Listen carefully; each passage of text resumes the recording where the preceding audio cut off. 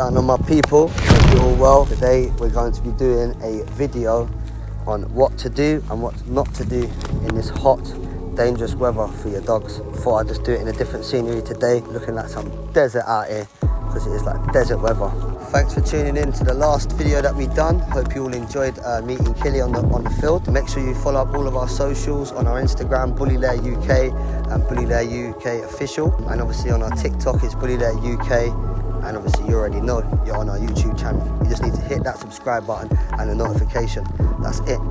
Bam. So the whole reason why I'm doing this video today, I'm not saying I know it all, I'm not no specialist at it at all, but I've been looking after dogs all my life, and obviously I've come against some hot weathers in the past. So I'm just giving you this video today to show you what I think will be good to help you in this weather, and what I think you should try to avoid doing in this weather as well. So this is the whole reason why we're doing this video today. And make sure you give us some feedbacks in the comments as well to let us know what you think about this video and what you would like to see in the future. Okay.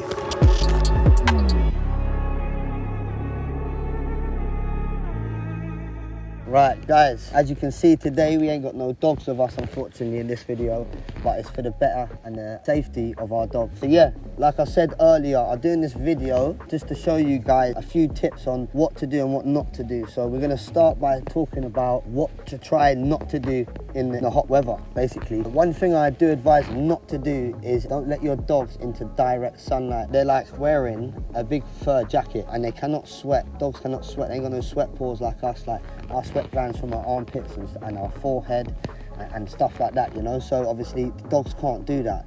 That's why it's very important that obviously you try to keep them away from all the direct sunlight. You just need to try to keep them cool as best as possible, you know. But there's right ways and wrong ways of keeping them cool as well. As we get into the video, I'll explain it to you as well. Some of these things that I'm going to be saying in this video, to some of you it's just going to sound like, you know, basic and it's common sense, but obviously common sense and common knowledge is only useful when you know what to do with it. Do you know what I mean? Like, it's all well and good saying to someone, oh, that's just common sense, like, they should know that, but not everyone understands why you can and can't do stuff, you know. And that's what I'm here today to try to explain on some of the things that you can avoid through the hot weather. So yeah, starting by with exercising. You should not be exercising any dogs in this weather. Like 31 degrees we've hit. Yesterday was on 35s. You just shouldn't be exercising not one dog.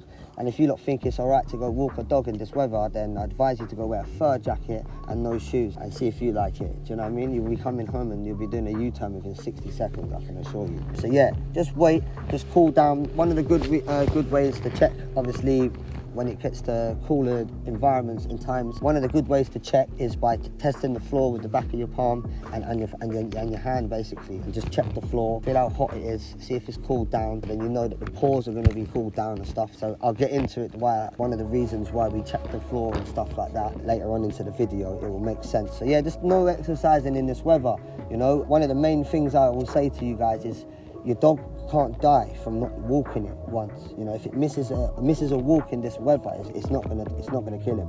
But if you walk the dog in this weather, it's gonna kill him. It's bottom line. Dogs should not be in this weather, bless them.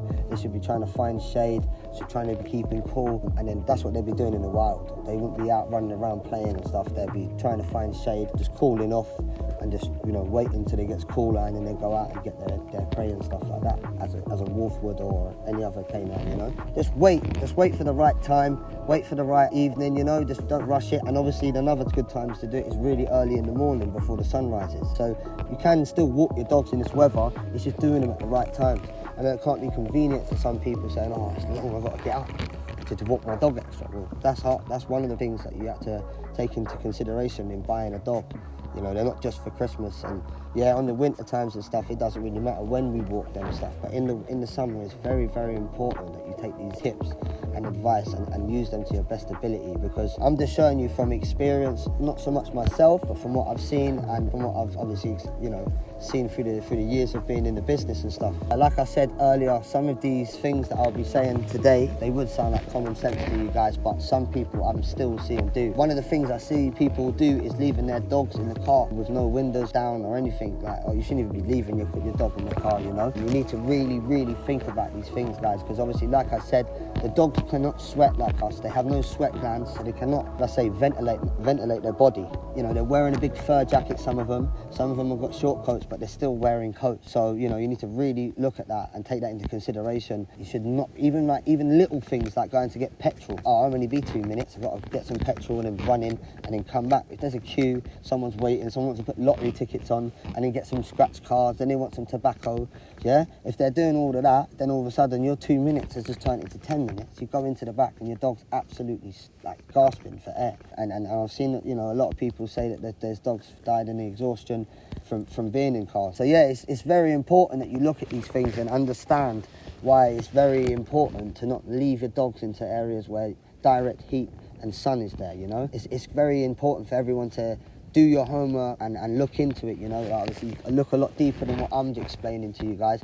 Like I said, I'm just explaining to you guys from what I've learned and my experience and my opinion on everything. Do you know what I mean? So yeah, just do not leave your dogs in cars, please, guys. Even in the houses and stuff, you know, and kennels and stuff like that. Just take into consideration that the dogs cannot like cool themselves down. Shall I say, their bodies can't help them.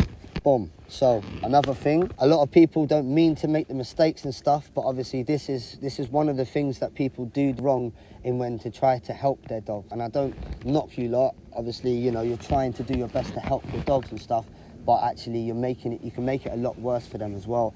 So like, obviously, if you see your dog in the garden and stuff, and you see him hot and he's panting, and you think like, you know, he's really hot, bless him, you know, what's the quickest way to cool him down and stuff? You have to take into consideration, obviously, they're really hot inside, yeah, and they're getting really hot from the outside as well. So if you just go in there, you get a freezing ice bucket cold water, or you get freezing cold water, and you just go and bash and just slap it over them, you can actually really, you can take the body into shock. And like I said, no sweat glands and stuff, you just absolutely shock the body, and you can go into cardiac arrest and everything. So just, you know, when you come to trying to cool your dog down, just do not try to go in there with like freezing cold water and just dash all the water over them and just keep spraying them up with water. Because one of the things as well, when it comes to putting water on your dog as well, you have to look at it like this as well.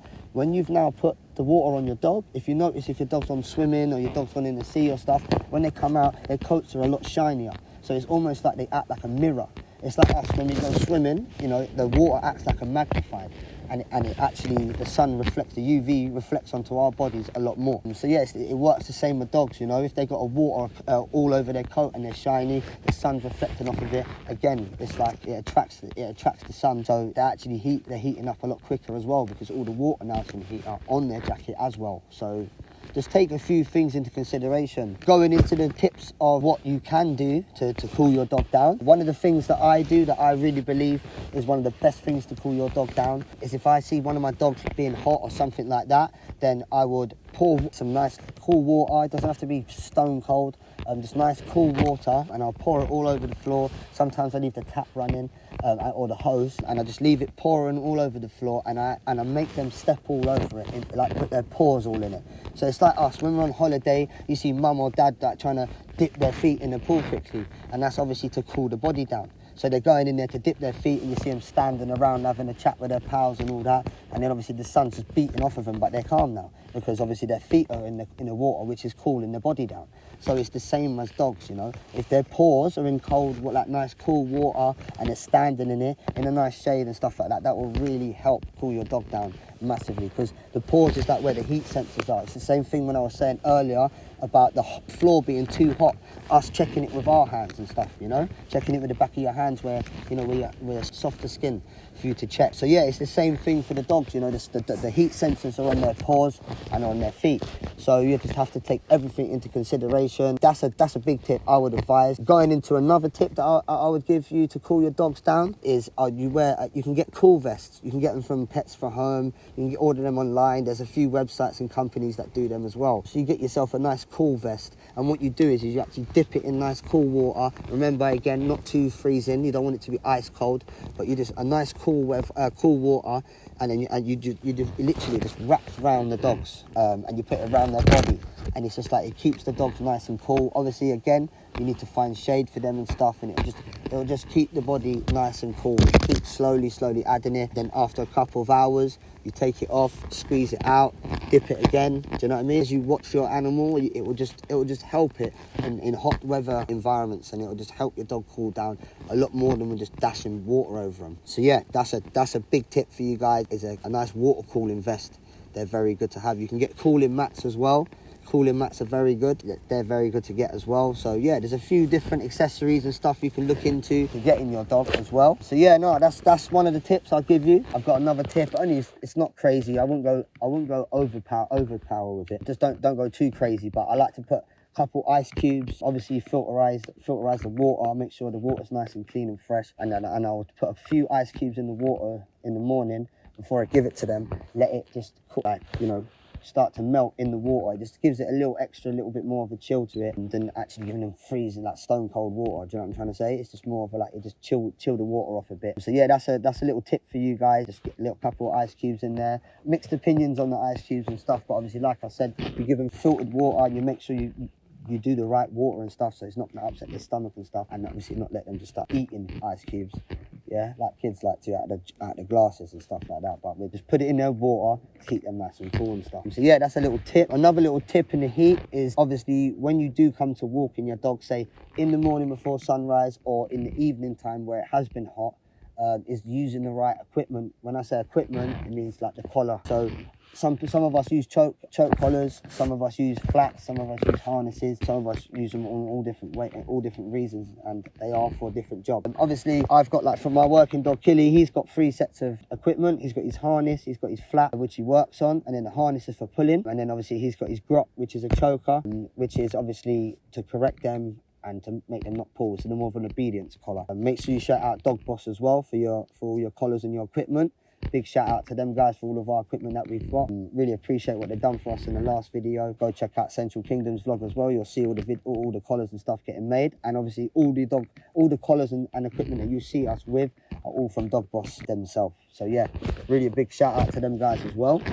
So yeah, when I say, obviously, the reason why I'm saying about the equipment is because obviously if you go out of a choker and say the temperature's still out there 21s, 22s or whatever, but it's like 9, 10 o'clock and your dog needs to go out now. But obviously it's cool enough now to go out, but just take your precautions. So like if you've got a dog that's been desperately to go out, bless them, obviously they're going to want to be going out. So they're going to be a little bit eager to go out. You've got a dog that's on a choker, he's dying to go out and he's pulling at the road, he's pulling like an Enzo. Imagine I put Enzo on a choker. And then obviously where they're obviously heats, they're very hot. They've had a hard day, bless them, through the heat and stuff. So they're now pulling and they're now taking the oxygen. You like that? Now taking the oxygen from their brain and stuff, which is a lack of oxygen is obviously causing them to, they can overheat again. Exhaustion, all what you've been trying to avoid all day could come and hit you in a second. Obviously from the lack of oxygen to the brain can cause cardiac arrest, everything. It's just, you know,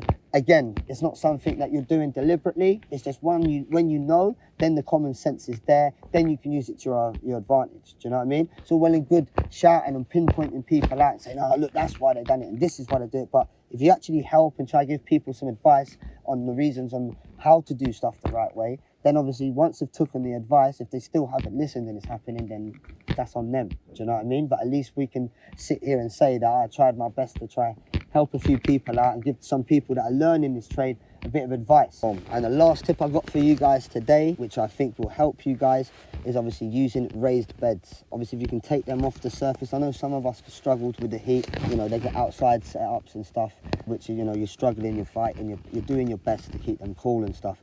Just raised beds will help you take them off the hot floor, and obviously, you know, if the breeze comes and stuff, it will just keep them a lot cooler. It's just another little tip to keep them cool as we possibly can. One more tip before I go as well, very important tip for you guys, especially for the short-nosed muzzled dogs, like the bulldogs, the Frenchies, even your pockets. Make sure you always have a bottle of lemon juice. I just lucky I ain't got some. I was going to blast him with that. Yeah, but yeah, I ain't got some to show you, but we've got some up there. It's just literally Jif that you put in your pancakes on pancake day. So yeah, make sure you always got lemon juice with you. And the reason for is obviously with the bulldogs, and you hear them go like making that hacking sound, and you can see them really struggling. Obviously the build-up of saliva and phlegm in the back of their throat can actually stop their windpipe from actually breathing, and it turns them into overheating, exhaustion, and they can actually, you know, they can turn over and die. And then what it do, all the acids and stuff in it will break up all the saliva that's actually getting attached and sticky to the throat, and it will clear it out, and then they will cough it, like yuck it all up, like cough it all out, and then actually they'll be able to breathe again. I hope this video's helped you guys. I hope some tips along the way will help you. Obviously, remember, like I said, I do not know it all. I'm just here to try show some people that are trying to learn and trying to learn about the common sense of what to do with dogs, because some people don't know, you know.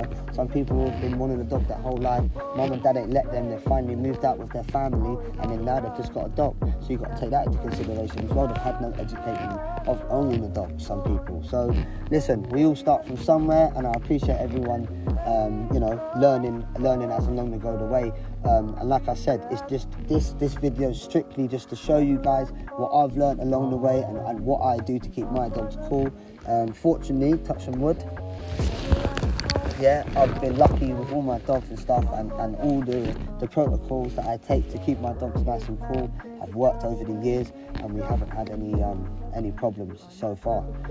But yeah, I hope this video has helped you guys. Please make sure you hit that subscribe button and notification button, and let me know in the comments the feedback that you have for me, and let me know what you'd like to see from us as well. Hey, thank you very much for all the support that everyone's given us. We've hit over 1,000 subscribers now.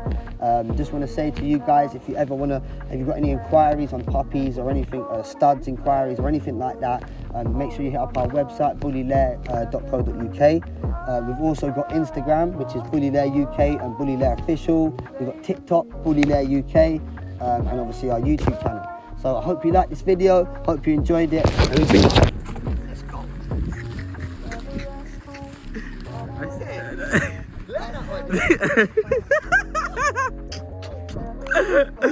said,